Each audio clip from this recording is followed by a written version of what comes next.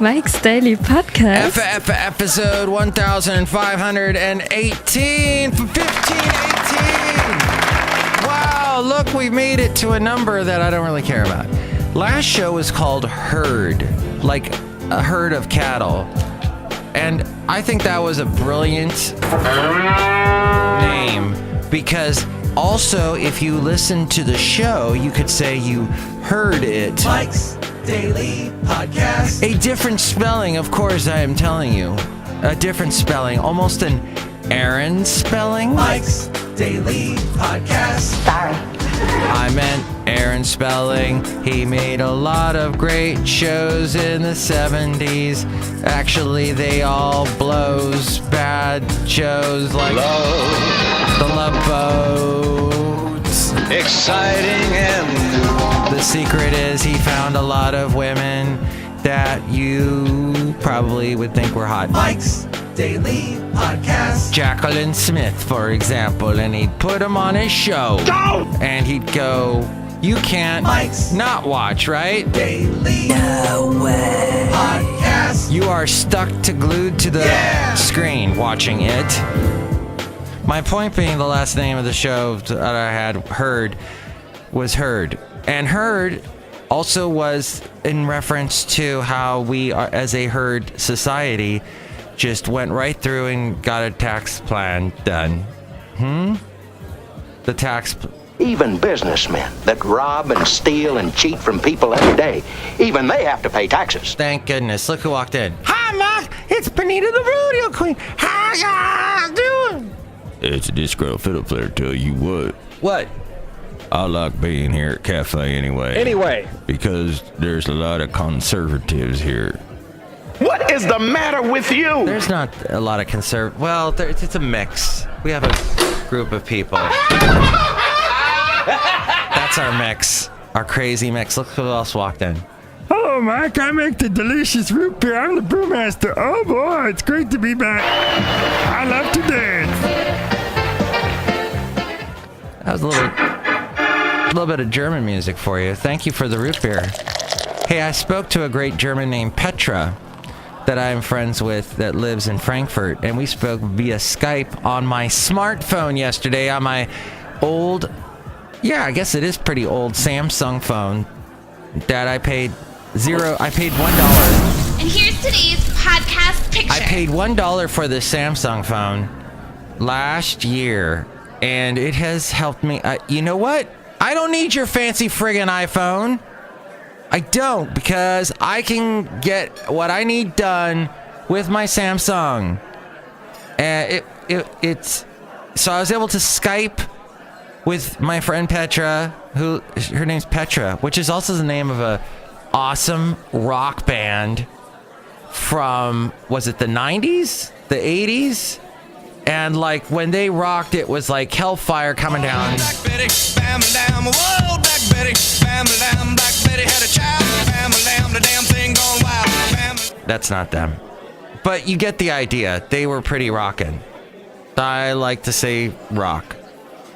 The Rock, who goes just by Dwayne now. He goes by a nerdy name, Dwayne. He is so nerdy. Also, he could come right up to me and punch me in the face. Ow. Not so good. So, there's a picture. Let's take another picture from the Carmel. If I can find one. That might work. With our shoes on the beach. Okay. We'll go with this one. All right, that's one with my shoes on the beach. There you can see it at mikesdailypodcast.com. I might actually I can actually take the shoes out. You won't see the shoes. What? What's he talking about? Listen, if you've listened to this show this past year, you know I've had issues with my feet this year. Really bad issues. And I needed to go online and get some shoes that were brand new, that had good, solid cushions in them, and that were wide enough for my humongous feet. And so that's why I'm happy about my shoes, and you can see that picture at mikesdailypodcast.com. And also go there to hear all the past shows Perhaps you would like to help us out through the PayPal. We do got the Yuletide personalized MP3 for the contest still going on, but I'm not going to tell you about it here. You can listen to a past show to hear all about it. How come hot women don't text back? That's my question. Hot women don't text back. Like hot single women, I should point out. Hot single women that seem to be available. When I speak to them via text, it takes 20 years to hear back from them. What is the deal with that? They are so busy. They got so much attention from all the men, especially here in the Bay Area where there's not a lot of women. There's like 2 women for every 3,000 guys.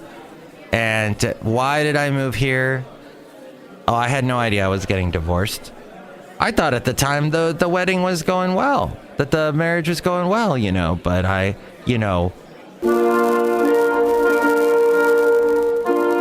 was Wrong. Yeah, it was hard to take the fact and see that. You can't handle the truth. It was hard to handle the truth. But yes, time has gone by, and I realized the marriage was going in the wrong direction. So that's all I wanted to say about that. But I am still friends with the ex-wife, though the marriage collapsed. And I am friends actually with my ex-wife's mom. I spoke to her yesterday, and I think you need to, some people you need to burn bridges with, I guess, but it's good if you've got good people in your life, is what I'm saying, especially around this time of year, the holiday season, and we have those annoying bells. And that's what I wanted to talk about, was the small chips from the party I was at, the Christmas party the other day. And the small chips, I don't understand. You've got dip. You don't want really the dip on your finger. So when you're scooping up the delicious dip, why are the chips so small? And I don't know the answer to that. If you want to email me, mikesdailypodcast@gmail.com with your answer, or perhaps you'd like to call it 336-MM-Daily. That's another number. And enjoy that picture of Basil the Boxer and I at Carmel from this past weekend when we were there. Had such a great time. I also posted a picture from Monterey's Cannery Row yesterday, and the statue they've got with all the famous people like John Steinbeck from the Monterey area.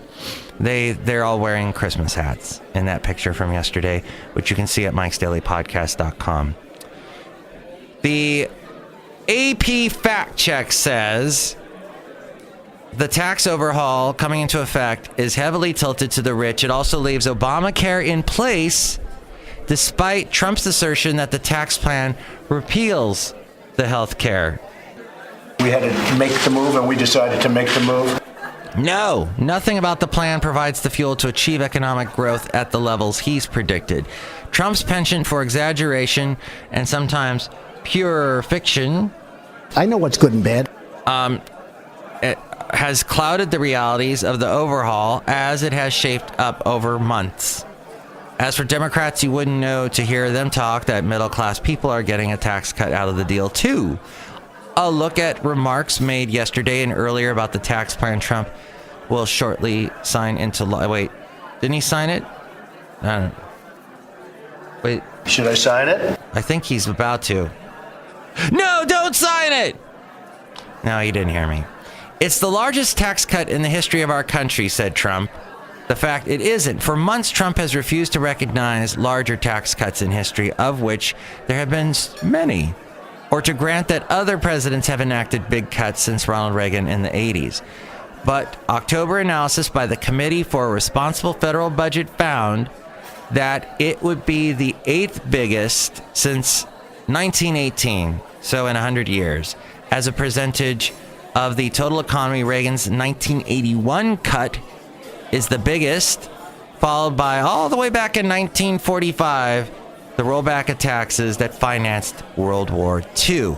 We had a war to finance. Trump's plan is also smaller than cuts that were made in years of, 48, 64, and 21 hike. Man, it was cold this morning. My nose was running. Oh, so cold here in the Bay Area. In the 30s. I know you're saying, Mike, that's hardly cold at all. But for this guy who lives in California, it was pretty cold. All right. Mike Pence, our vice president, said, "You're delivering on that middle-class miracle," he said as he kissed Trump's butt. The facts, modest doesn't make for a miracle. Pence's praise to the boss reflects Trump's assertion that it's a tax bill for the middle class, as he put it earlier and many times, but average people are not the prime beneficiaries of the tax cut. Aside from businesses, rich people get the most. So, the biggest benefit of the new law will go to households making $308,000 to $733,000. Okay, I know a guy who makes about $600,000 a year working for some, what is it? It's like Cisco, one of those tech companies. And he's worked for them for about 10 years now. Households making over that should get a tax cut worth 3.4% of their after-tax income. The richest people, their tax cut would be worth a little less, 2.7%. And for middle income earners, their tax cut is even lesser, which is not a word, 1.6%, according to the Tax Policy Center. And Schumer said, our, Democratic senator, he is the minority leader in the Senate, said their bill increases taxes on lots of middle-class people. The tax cuts actually are not nearly as lopsided as many Democrats are portraying them. Almost all the middle class would initially pay less in taxes, according to the AP fact checker. AP also says that when Nancy Pelosi said 86 million middle-class families get a tax hike, the fact is she's ignoring all the middle-class tax cuts before 2027. That year, taxes will be slightly higher for the middle class unless the cuts are extended. And who knows what will happen. We know so much happened this year. Oh, and now here, I'd like to just point this one out, and then you can check out the article. You can find it on MSN or on the Associated Press website. But the Trump said Obamacare has been repealed in this bill. And the fact is, it has tax plan and fines, that individual mandate thing for what we talked about last show, for people who don't have health insurance. That's a major change, but far from the dismantling of Obamacare. Other marquee components of Obama's law remain, such as Medicaid expansion serving low-income adults, protections that shield people with pre-existing medical conditions. And that is actually something that Trump liked. And during all this repeal and replace stuff that happened all frickin' year, that's all we heard about in political news. Well, that and the Russians and I say it's better to get along with Russia than not. And Mueller, and who was the guy before him, in the FBI, I mean. It makes me mildly nauseous. Comey, that's right. Oh, all year long. I heard about that. I will be glad when 2017 is gone for that reason. But yes, so apparently that part did not get repealed, or Trump is saying that basically to appease all his hard right followers who are like, yeah, Trump, all right, Trump, I'm a white supremacist, go Trump, yeah. And so this makes them, that placates them. Placate. I'm petting you like a cat. I'm playing, and your name is Kate. Let's play, Kate. So, yes, pre-existing medical conditions, that stays. You can't be denied coverage if you got that, or get charged higher premiums, income-based subsidies for consumers buying individual health insurance policies. That stays. Income-based subsidies for consumers buying individual health insurance policies, and the requirement that insurers cover essential health benefits, that stays. And the mandate that larger employers provide coverage to their workers. Yes, larger employers have to continue to cover their workers, or they will face fines. Also, the tax bill doesn't repeal fines for uninsured individuals until the start of 2019. So you'll still get fined if you do not have insurance until then, more than a year from now. Meaning the individual mandate is still in force for next year unless the administration acts to waive the penalties. So that could still happen. Trump also said when the individual mandate is being repealed, that means Obamacare is being repealed because they get their money from the individual mandate. That's also wrong. The fines on people who don't carry health insurance only provide a small fraction of the financing for the program. It's minuscule, as we said yesterday. Most of the money comes from higher taxes on upper income people, cuts in Medicare payments to service providers, and other tax increases. The Congressional Budget Office estimated that fines from uninsured people would total about $3 billion this year, while the government's cost for the coverage provided under the health law would total about $117 billion. So $3 billion, $117 billion, you see. But I mean, still, to me, what, $3 billion? Jeez. Sure, okay. Hey, a group of House Republicans have quietly investigated the Department of Justice and the FBI for weeks now. Did you know about that?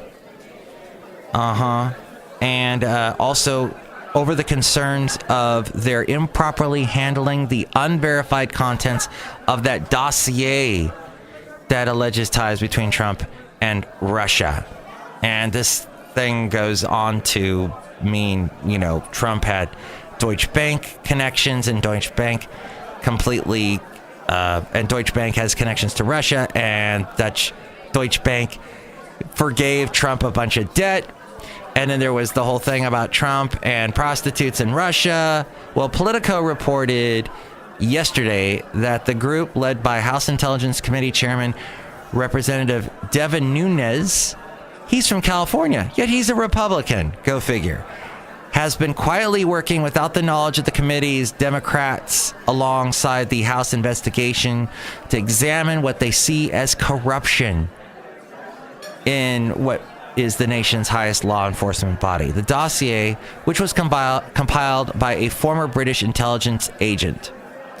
And there's a really interesting story about that British intelligence agent, that this intelligence, the guy has so much intelligence. I mean, he has data. I don't know how intelligent he is, but he has so much data about everybody, possibly even you.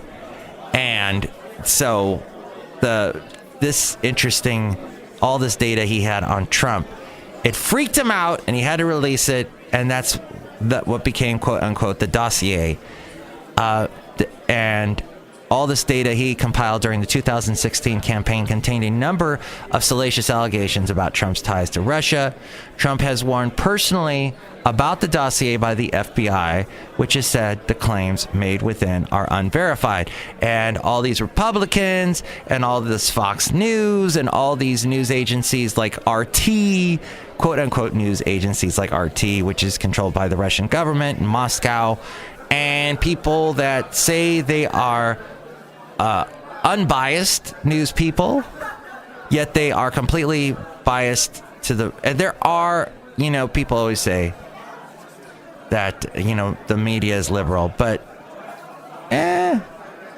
so they all keep saying over and over again, hey, this dossier is fake, this dossier is fake. And so, but lawmakers reported to be in the group would not comment about the meetings, but did not deny their existence nor the lawmakers' personal participation. And Mike Conaway of Texas, a Republican, said to Politico, I don't talk about what we do behind closed doors. He also took over the House's investigation into Russian election meddling after Nunes recused himself earlier this year.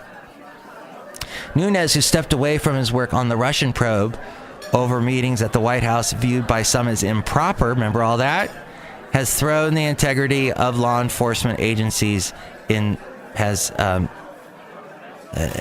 question in past interviews. I hate to use the word corrupt, but they've become at least so dirty that who's watching the Watchmen, who's investigating these people, says Nunes. So now Nunes is doing his investigation.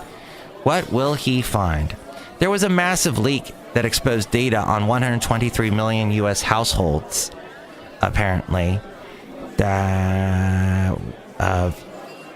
Let's see, researchers revealed that earlier this year they discovered a massive database that was sitting unsecured on the internet, and the cloud-based data repository exposed a wide range of personal details about virtually every American household. The leak put consumers at risk for a range of nefarious activities, from spamming to identity theft. Though no names were exposed, thank you CBS News for this story, the data set included 248 different data fields covering a wide variety of special personal information, including address, age, gender, education, occupation, and marital status. Well, they can know my marital status. You know my marital status. You know the situation. Do you know all about what I was discussing? Yeah, okay. Thanks. So, it's called the Alteryx database, and it was discovered in October in a misconfigured Amazon Web Services S3 cloud storage bucket, which allowed access to anyone with an easily obtainable account. So always check your credit. All the shows that I produce on this financial news station that I work for, they're always check your credit, check your credit card account, check your... It's so easy now to just log on to the website of whatever credit card you use and check all the things that you bought. Did I really buy that? Did I really spend that much on that? And do not ever use a debit card. That's money that just gets pulled right out. And it's, you know what? Someone actually gave me a debit gift card. So it wasn't linked to my bank account, but it was money sitting in a card. And I think someone hacked that because I don't remember spending all the money that was on it. And I went to use it one day and all the money was gone. I was, wait a minute. So that's an interesting... If I was a news full-time journalist, I would investigate that. But you would have to fund me, and you don't want to do that. What? No, you... Soldier fled across the world's most heavily militarized border on Thursday to defect to the south.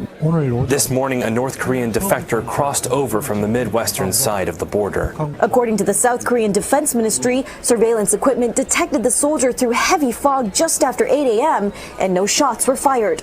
There was no activity from the North's army before or after the defection. But local media reported a more chaotic scene, saying South Korean guards fired about 20 warning shots at the North's troops who were scouring the border for the defector.